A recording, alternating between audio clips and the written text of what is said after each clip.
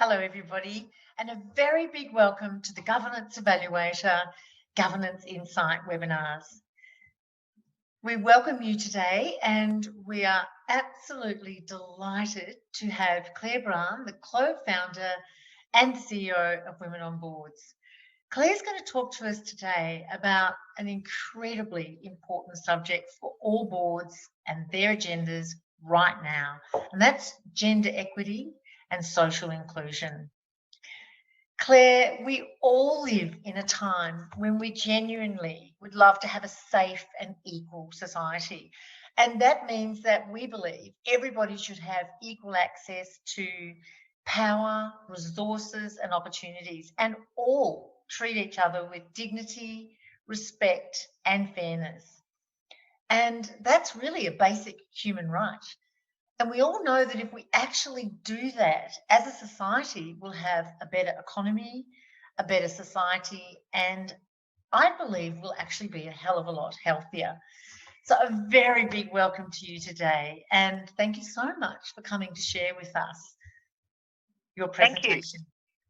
Thanks very much, Bea. And yes, you are right. A utopian world, particularly on the back of what's been happening in South Africa. And I think, if anything, COVID has shown us what unequal access to resources, in fact, really does. And we've always known it for people in developing nations in terms of access, in their case, to the critical vaccine. But here, one of the areas that WOB is particularly focused on is the issue of affordable housing. And we are really facing a crisis in Australia in relation to affordable housing and people being able to simply put a roof over their head. Again, a fundamental human right. I know many people on this call are from the non-profit sector, and the non-profit sector is in fact doing most of the heavy lifting when it comes to the provision of affordable housing, emergency housing, crisis accommodation. A bit about me. I co-founded Women on Boards back in 2006 with Ruth Med in Australia, and then co-founded it again in the UK in 2012. And since then, we've put thousands and thousands of women on many, many, many different types of boards across many, many, many sectors. And in that time, the not-for-profit sector, of course, has morphed massively because progressively all of the services that were provided by government have in fact been outsourced to the not-for-profit sector, which in itself is a huge misnomer because we are in fact not for loss. And really the bulk of the area around service provision is in fact carried by that not-for-profit sector. I'm on the board of Coast Shelter on the Central Coast, which turns over about $10 million, and we provide emergency and crisis accommodation, principally for youth and also for women with children. So, for example, we will get sent a woman and 3 children arrived from Western Australia the other day. She was literally flown over, put on the plane at the Perth airport by the police, who said, "Do not let her come back because he will kill her."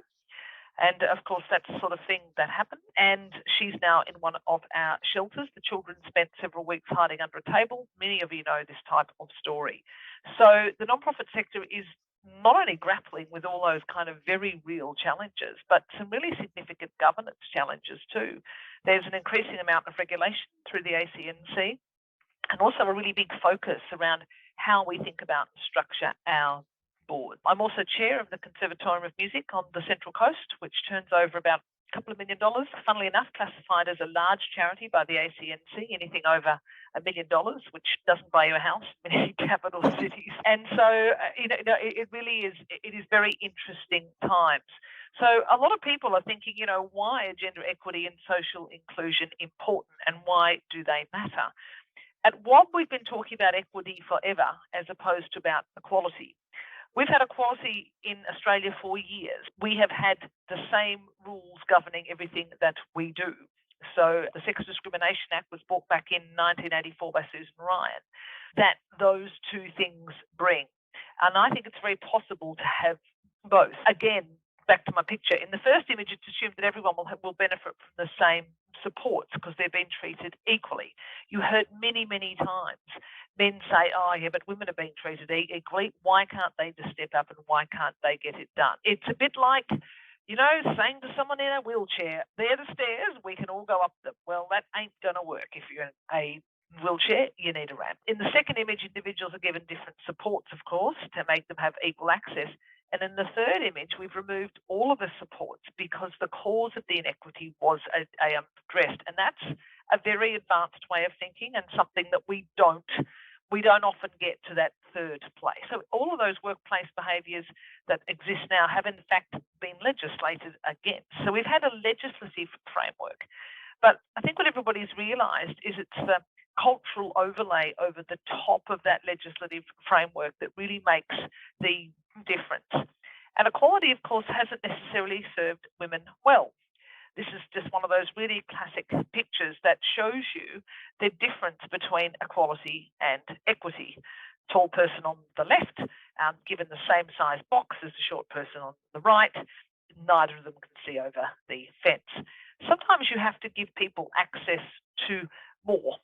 And so when it came to women on boards, for example, women needed, I suppose, a bigger leg up when you look at this kind of diagram than the men did at the time that we started, because there were so few women sitting on boards. So that's equality, that's equity. To just kind of spell it out, equality is sameness, equity is fairness. And Fee spoke when she opened about fairness. Sameness is about giving everybody the same thing. E.g., well, it's now 10% superannuation. That only works if everyone starts from the same place if we want equal outcomes. Access to the same opportunities is about fairness. So sufficient retirement savings after a lifetime of work and caring to retire, so you don't wind up in a low-rent tenancy housing scheme where many, many women, older women are in fact winding up.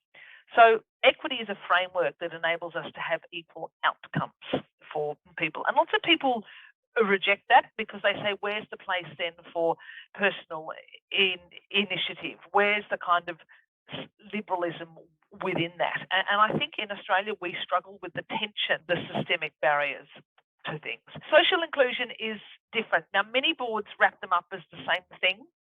They are quite different. Of course, there's inclusion in general.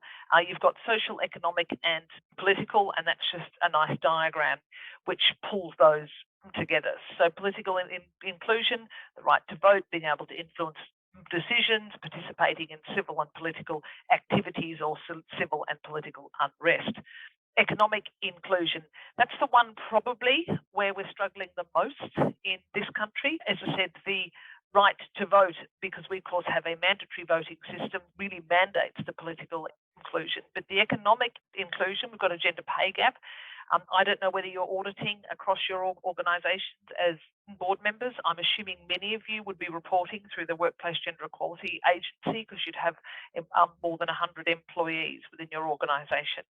If that's the case, it's a great place to benchmark and look at data, because the gender pay gap is still sitting around 14, 15% and higher across many sectors. So that's something that we need to be thinking about. If you have a daughter, she starts work and 2 years later she's earning less than the neighbour's son in the same sector. So we need to be understanding why that is happening, back to removing those systemic barriers.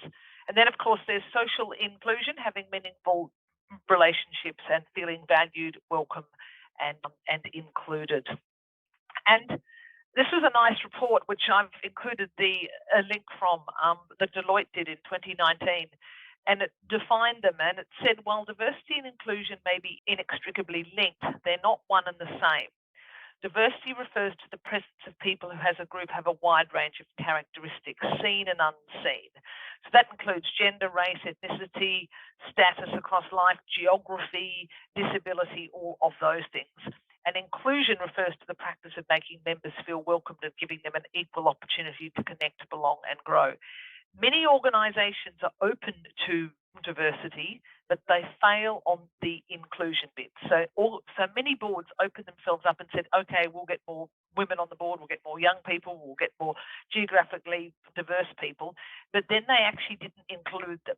And so you'll have those lovely stories where a bunch of old blokes sitting on the credit union at Orange, and that exists really, let me tell you, a very large non-profit, the chair's been there for I think 30 plus years. They said something like, oh yeah, we tried one of those once, it just didn't work out. So they did the first bit, but they missed the second bit.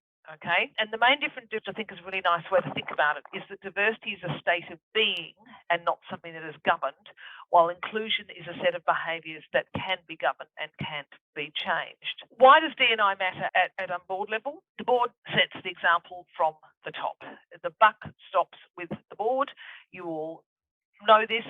Your behaviours on show, your culture is on show. If you're a board of bickering, fighting, non-inclusive, homogenic people, that is in fact how your organisation will look. You cannot be what you cannot see when you're looking up from the bottom. It's important for you to be building credibility with management, investors, customers, employers, and other stakeholders. Teams and organisations, there's loads of research, perform better. They're harder to manage, but they perform better when they're both diverse and inclusive. And of course, it adds long-term stakeholder and shareholder value. And on the right, I've just included a member of one of our WOB cultural diversity committees. Sorry, it's a bit of a fuzzy picture. Who's someone called Malini Raj, and she started out her board career on committees at Finzia. She's now at a very senior role within the Commonwealth Bank, and she makes the point that Australia is one of the world's most culturally diverse countries, and our boards need to reflect this, and they don't. And cultural diversity, we've tackled the gender balance issue when it comes to women. WOB has always advocated 40-40-20, 40% men, 40% women, 20% of either and or any other gender. But at a cultural level, for male or female, we have not even begun to scratch the surface. And I think that's really important. A few practical tips. You've got to be aware of your own behaviours and biases. We all have them. I have them. You have them. Fee has them. And there was a lot around unconscious bias training for a long time. And a lot of people kind of went through unconscious bias training. They all went, yeah, I'm unconsciously biased. That's great. I'm unconsciously biased, therefore I can't do much about it. It wasn't in itself particularly useful for the next step, which is again removing those systemic barriers. You need to change your language and change your assumptions, and that's really hard. And as a board, it's quite difficult to be doing that. So what's the message that you're sending through the organisation? If you're the chair, are you inviting people to share their story and sharing your own story? How much of your story are you sharing? Are you inviting people in the organisation to share their story? Have you got sponsors, mentors, coaches? Is that all active within the board ecosystem and within the organisation? So is that really healthy way of nurturing and supporting others active and on show within the board? Are you doing it back to the CEO? Are you doing it back through to the C-suite? You need to look at the decisions that you make through the lens of gender and social equity and inclusion, not just equality. Not just, is this the same rule for everybody else? We're a massively compliance-driven society. Personally, I think it's leading in many ways to us being able to actually break down a lot of the barriers and address a lot of the inequity that exists because it's a very legislated framework, and I don't think that always works for everybody. It's a bit like having a gender lens on the national budget. Policy does not affect everyone equally, just as board decisions don't affect everyone equally. I'm sure you've all got a good process for board and director selection, where gender is actually included as a skill and an experience. Many people actually say, oh, you can't do that, it's the best person for the job, the dear old merit argument.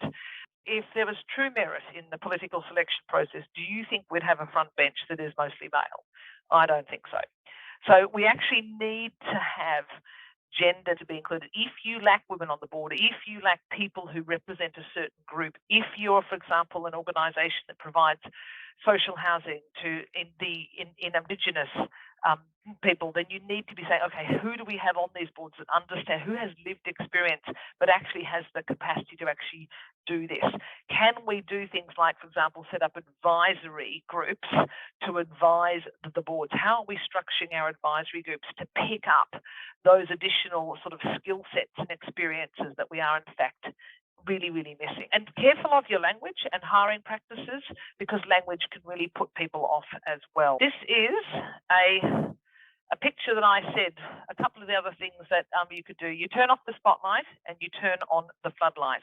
And Arnie Ulla, who brought in quota law in Norway, when she spoke at our conference in Australia in 2009, she said what Norway did when it implemented the quota system is it turned off the spotlight and it turned on the floodlight.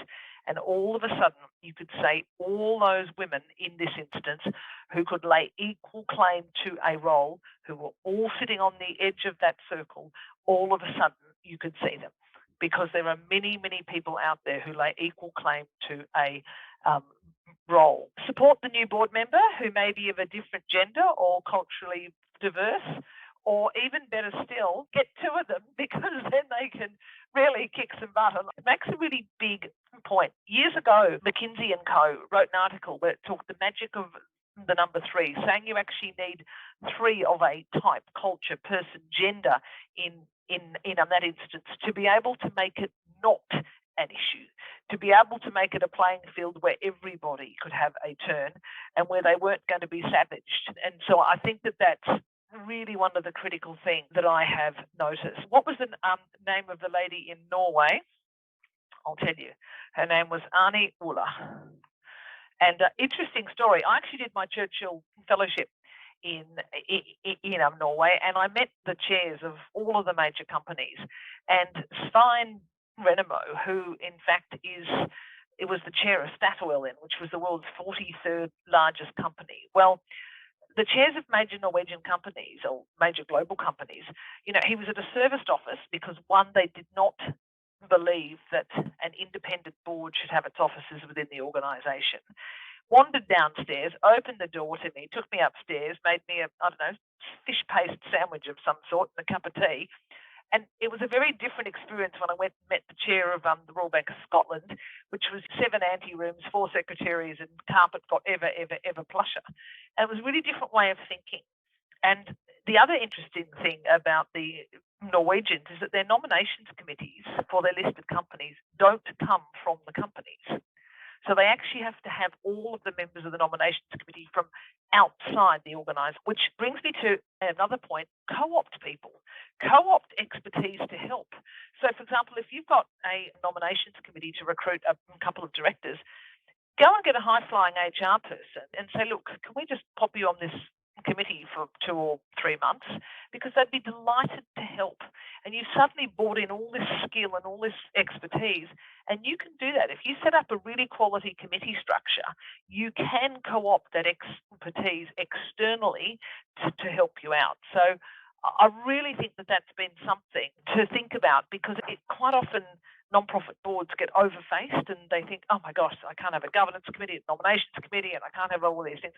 Some of them you can just pop up and down, and some of them you can just get people in. And for many younger people, the opportunity to serve in an advisory capacity or on a committee or to do it for 6 months is something that they would really welcome.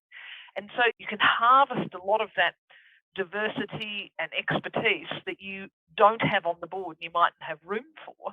You can actually get that by setting up really quality at advisory committees. The only proviso is give them really good terms of reference and set them up in quite a structured way. That's my only advice when it comes to those. Any questions? I'm very happy to. Yes, Claire. So there has been some questions, and one of the really, really good question, and this is about how do you get the diverse voices heard at the board? So you know how in a lot of our work, we're all about, like in aged care, you need to hear the voice of the consumer at the table. But this is about the diverse voices within the community. And some of our minority groups, and we've seen this in the rollout of COVID, they're quiet, they don't speak, or we don't speak their language. Have you got any tips for how we actually get those voices? How do we get them to speak up? And better still, how do we get the board to listen? Okay. Are they board members or are they advisory members? I think we're talking about actually getting the voice of the community we represent. So, for example, if you're sitting on a community health board, one of the most important things is not just to necessarily have one of the minority groups represented at the boardroom table, but their voice represented at the boardroom table. So it's about what are some of the strategies for getting those voices to the table or getting minority groups to actually speak up? I think, as I said, I think one of the best ways is the board has to know what it doesn't know and own what it doesn't know. And if the voice of, for example, a minority group, because they've got a particular health issue, is one of those things, then I can see why it's difficult, because you can't ask people to do a presentation to the board, or they'd fall over with fear. So how do you actually do that? I still think the advisory committee approach, or take the board out to that community, or take 2 or 3 members of the board out to that community. It's a bit like when you do a cultural immersion, sometimes when you do walking on Aboriginal land, when you do that for a half day. We're about to do that, in fact, with our Coast Shelter Board. When we've got our new board members on, we're actually going to use that as a building and knowing exercise for each other, but we're actually going to use it as an opportunity to walk on and understand Aboriginal land from an Aboriginal perspective. So we're actually going to do that as a board exercise, put us in the hands of those people and let them walk us through. The other thing is when you're recruiting board members, I think it was on the last webinar that we were on, somebody said that we're now going back to saying we need people who understand the issues and the community. So we actually need experienced district health nurses. We need a couple of those voices on a board, because they will have the stories and the experiences that others don't have, and then they will be a link back through to that community and be an enabler for that community. So I think when you're recruiting for board members, people really need also to have deep understanding of the topic area, particularly when it's around complex and difficult issues like health, homelessness, all of those sort of social and impact things. It's all very well to have high flyers on who can raise funds, but you need to know what your purpose is and what you're raising funds for. Exactly.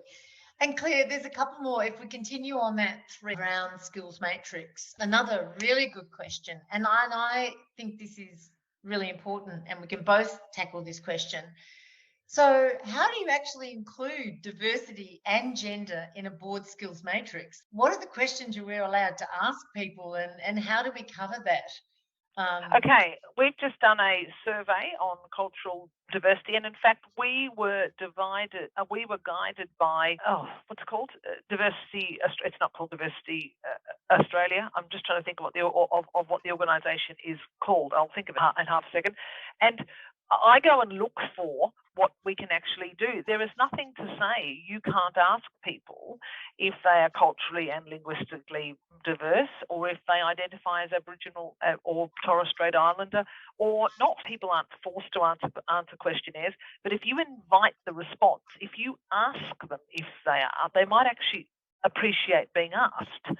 But you can also, many of our board ads say that they are looking for, particularly on government boards, we're looking for somebody with cultural and linguistic diversity, or we're looking for a representative of the Aboriginal community, or we're looking for someone from remote and regional areas. So you can actually specify that. There's nothing wrong with specifying that. Don't be afraid about it, because if you're including it in your board skills matrix, if that is part of the community that you're serving, then that really goes to say that you actually need people with topic area experience in the sector that you are in.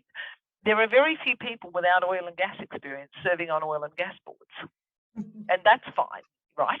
So why is it not fine for you to be saying, I need someone who is of Aboriginal origin, or who is an Aboriginal person who has had experience in the, health, education, blah, blah, blah areas. There's nothing wrong with actually doing that. The best arguments against the whole sort of merit thing, look, that was done so long ago. It's very scary, that one, that it still actually comes up. You can't get the best person for the job if you just keep tapping people on the shoulder that you know, because you don't know who you don't know.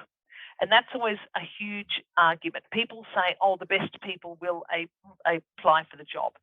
Well, when you do a breakdown and you look at who applies for jobs, and you can say, why in a health board did we suddenly get 500 applications from men and 40 from females? That makes no sense, because if we look at the ABS data, we know that the sector is in fact female dominated from nearly all aspects, except in some instances, clinicians' point of view. So you've got to break it down. You've got to use the data. And the reality is that merit is in the eye of the beholder. Does an accountant bring more merit than a lawyer? Brings more merit than a nurse? Brings more merit than a doctor? Brings more merit than a psychologist? I can't answer that. So you've got to actually structure your selection, and you've got to structure your nominations processes so that you're very careful and you're asking quite often for transferable skills, not for specific skill sets, because that will really help you too. Google, merit, Google Catherine Fox. She's got wonderful arguments against the whole kind of merit thing. You hear it less and less now, which is really, really helpful. Yes, working in the health sector, our staff are overwhelmingly female and our board is overwhelmingly female. How do you assess gender equity? It's a bit like Netball Australia. They need a few men. Okay, so it might be that you're thinking about that and saying, why are the staff overwhelmingly female? And if the board has a majority of female members, are you looking at your customer base? So your staff are overwhelmingly female, but are your customers overwhelmingly female, or are your customers male and female and young and old?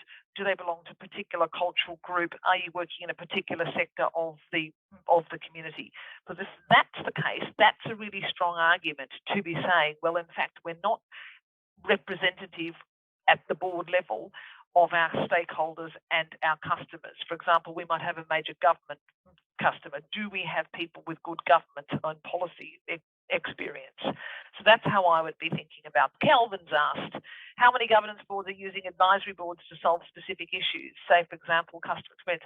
Many. I'd have a lot of women who are caring for consumers of aged care or have experience. Yes, advisory boards. It's not an advisory board, it's an advisory body. An advisory board is not a governance board. You've got to be really careful.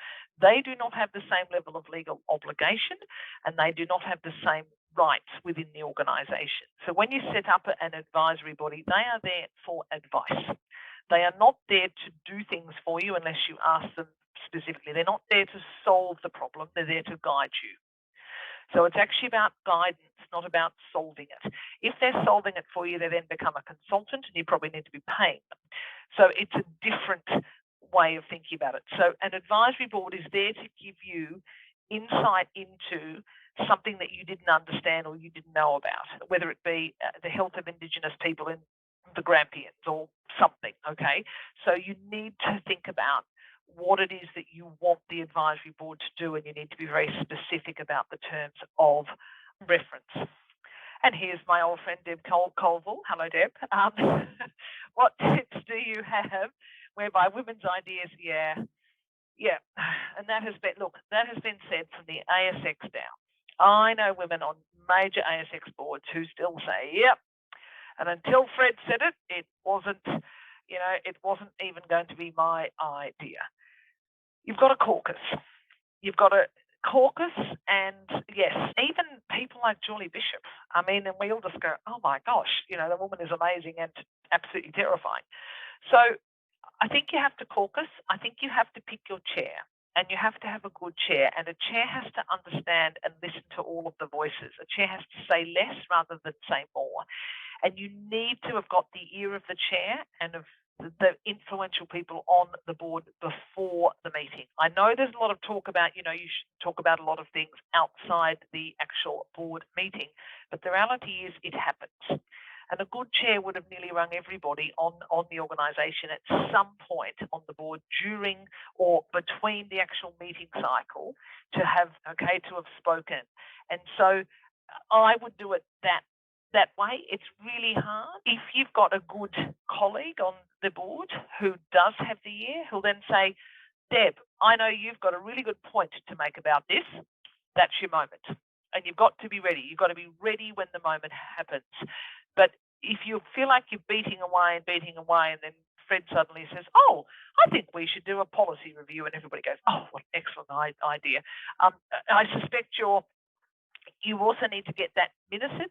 You need to start to get processes in place whereby your ideas are noted. And it is a difficult one, and lots of women struggle, but hopefully some of those tips have been helpful. Any more, Fee? What are we up to? We've had a lot of questions. Yeah, it's really good. But that's because this is such an important topic. And I honestly can tell you, people are not quite clear about where to start. Yeah. It is difficult in regional areas. Yes, it is. And Zoom means, just as somebody also said, regional and rural board members. We have been providing directors at a distance at WOB as an online program for, well before COVID. It's probably 7, 8 years. I come from Ebor, I was born in Hay. I come from Ebor, which is halfway between Dorrigo and Armidale on the top of the lovely New England. And there should be no reason that rural and regional boards, if they post their vacancies more widely and say that X percentage of their meetings are via Zoom or via tech, cannot actually get board members. So just as Clarice has said, why is it a challenge for boards to appoint skilled and professionals residing in rural and regional areas? Leanne Haywood, who's just cracked her 3rd ASX board, and she ran the manganese mine, I think it was, for Rio Tinto in Ulaanbaatar in Outer Mongolia. She lived at Peak Hill, which is sort of west of Orange. It's the biggest FIFO role I have ever of. It's extraordinary. And so you can do it, but you have to be prepared to travel. You have to be prepared to put yourself out there. The other thing is rural and regional boards should be posting vacancies. Post them with the AICD, post them with us, post them with anyone that you can actually post them with. Let people know that those good opportunities are there.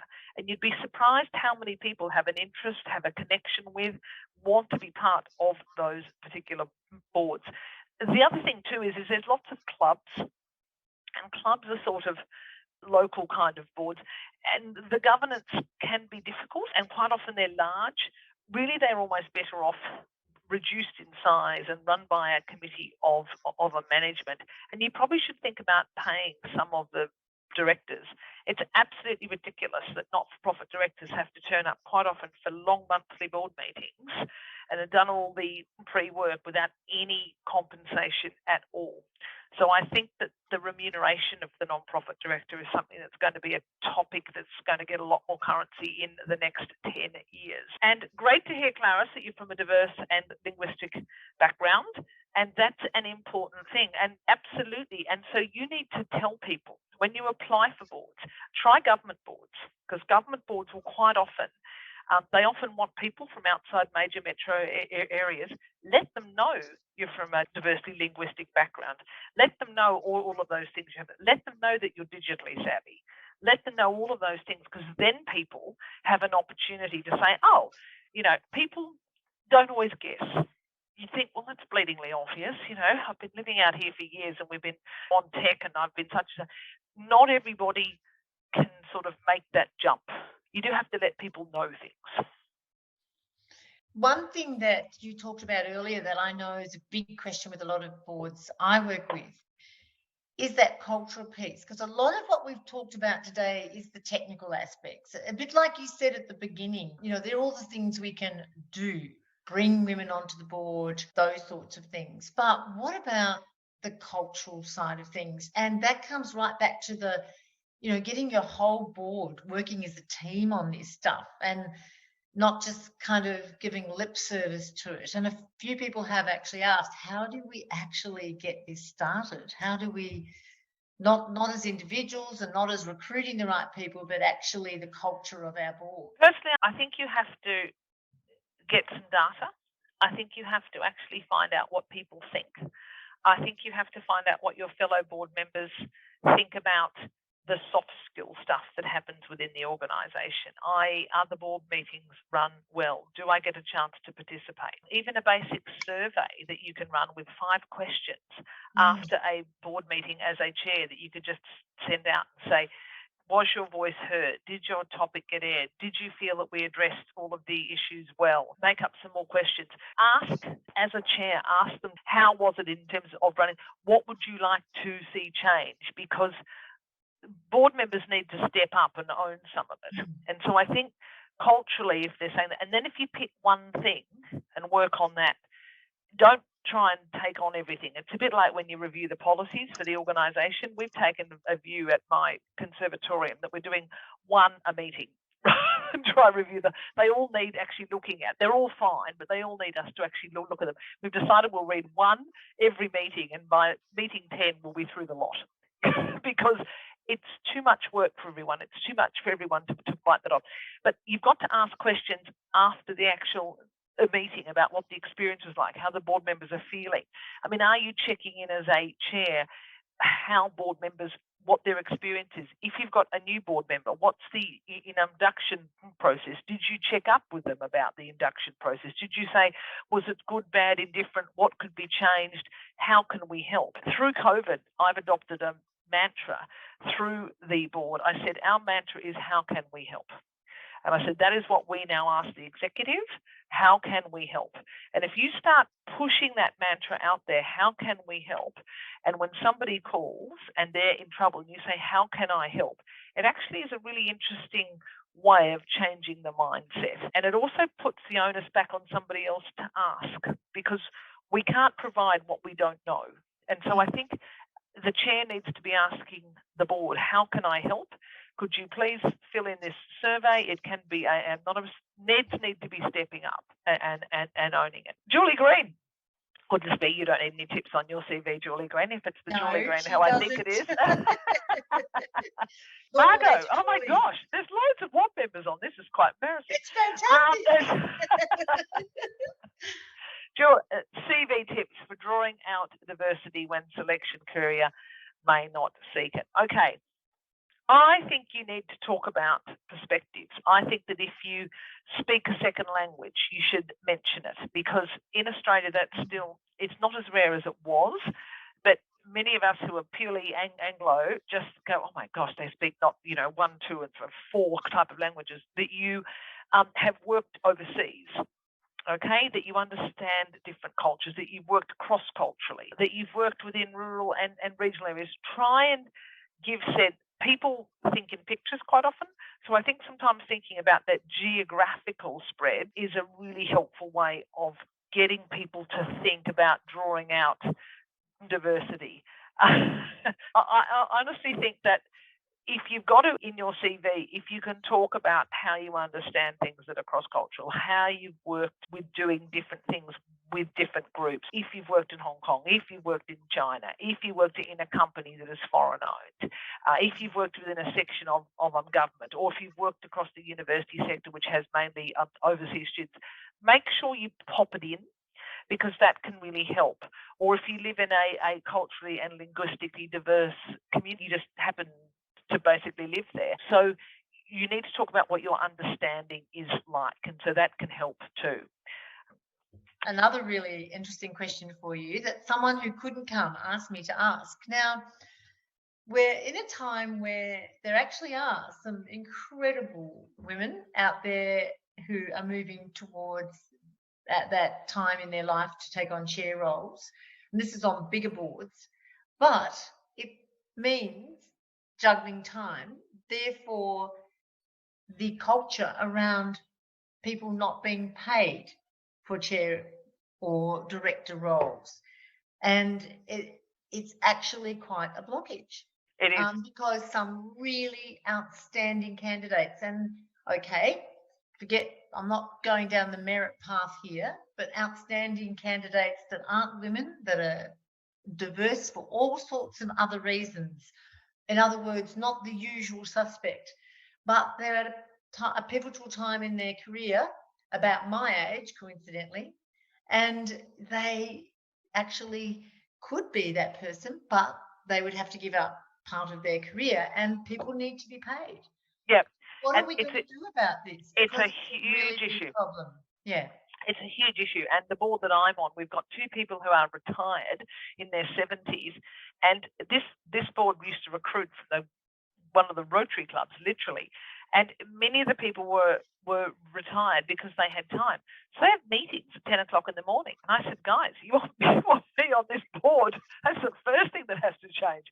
I said, because many of us can't actually do that. And so we are going to have to look at compensation, which means I think reducing the size of boards, really big boards. I mean, a really good size for boards, probably 9's probably the largest. I would say 7 is a really good number for your average board, and that will help.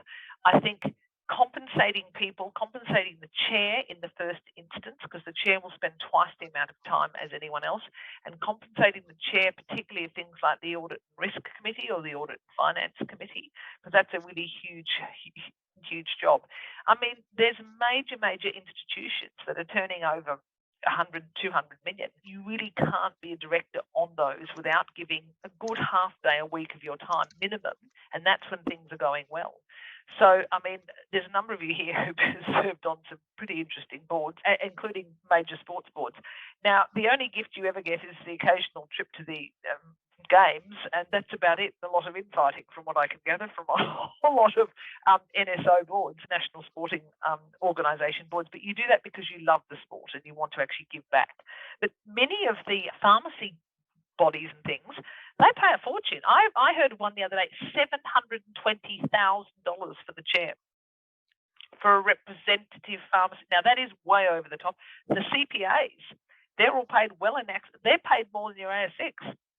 So, I mean, there's some big industry bodies where they're massively overpaid, and yet you've got huge non-profits providing major services that aren't paying directors. I think the rule of thumb is if you turn over more than, let's say, $1 million or $2 million, you've got X staff, and you provide a profit-making service of some sort, whether it be homeless accommodation or whether it be a hospital or an aged care facility, you are going to have to pay directors because the risk is just way too big, and you're going to lose getting directors. So if you want quality directors, now it may be that somebody from KPMG comes on and goes, look, I can't be paid because I'm a major corporate. But the other thing that you can also say, that they will then give it back. But you can also say, well, why doesn't the corporate put it on its CSR, put it on its CSR policy, and basically say this is our corporate social responsibility. We've measured this. We've given Mary to the board of, I don't know, Guide Dogs Australia for a day a month, and we've put that on as a measurable input that we've contributed to this organisation. So you can actually do it that way sometimes too. That's so helpful. Such incredible tips, Claire, really incredible tips. But before we sort of wind up our session today, have you got any tips yourself about any of these sort of things that summarise today's session up? I think you have to do what you love, and you have to do, particularly if you're on a non-profit board, you can't do what you don't love. And I think you have to do not just what you love, but what really floats your boat and where you want to have impact and where you want to make a difference. And so I always judge everything by where I want to make a major difference, which is why the affordable housing thing is really my big interest area when it comes to board. Don't just say yes because someone asked you. Never just be flattered enough to say yes. A director on a non-profit and you're tempted to ask someone because they look really terrific, resist the urge and go through a process. You can always get yourself into a whole lot of hot water. So I think that there are a couple of other things. And I think the other thing I think we need to be doing about is boards are about giving back. Boards are about serving. You serve on a board. It is in fact about service. And while I think it's important that we start to compensate people for some of this service, that will never happen in entirety. And so I think cultivating a culture of service within organisations and across the board is something that's a really important value that we can add, because without it, many of our communities, particularly of some of our marginal communities, are just not going to function. And I personally feel that we all have a responsibility to good things have happened to me in my life. I'm really very fortunate. And so I think I regard the way that I view boards as it's kind of my give back as much as anything. But anyway, I hope that helps. And it's been a pleasure to join this group. Oh, Claire, I cannot thank you enough. Just testament to what an important subject this is. Over 250 people registered to come and listen to you today.